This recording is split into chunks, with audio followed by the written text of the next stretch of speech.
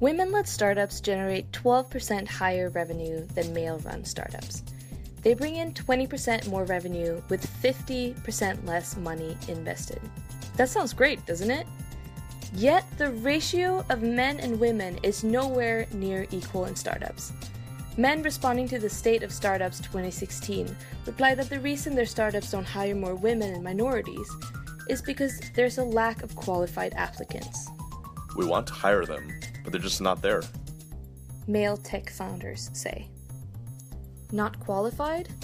Oh honey, let me tell you. Nowadays, men make up for a mere 42% of the nation's college students, and Black women make for the largest group enrolled in college, accounting for 9.7% of the country's students, compared to the closest male group, being white males accounting for 6.1%. Upon graduation, significantly more women graduate with honors than men, especially in public universities, and a study done by Iowa State Department in 2003 shows that women's mean GPA was 2.96, compared to the male's mean GPA being 2.70.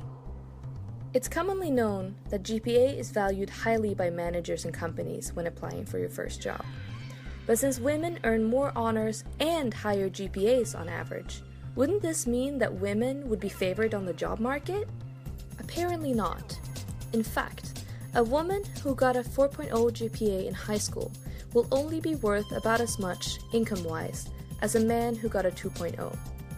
Women do make up approximately half the workforce in the US, but the disparity in salary does indicate that they're not hired to the well-paid jobs. Why does this happen?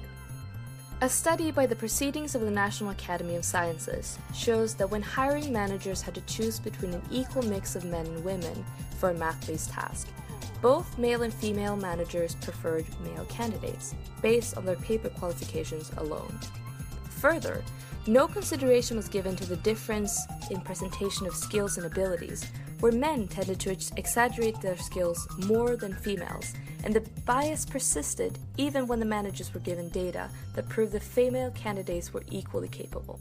More than anything, this study proves not that men generally are more qualified, but rather that they're more likely to boast their skills during interviews, perhaps leading to businesses hiring less qualified, but more confident men over more qualified women.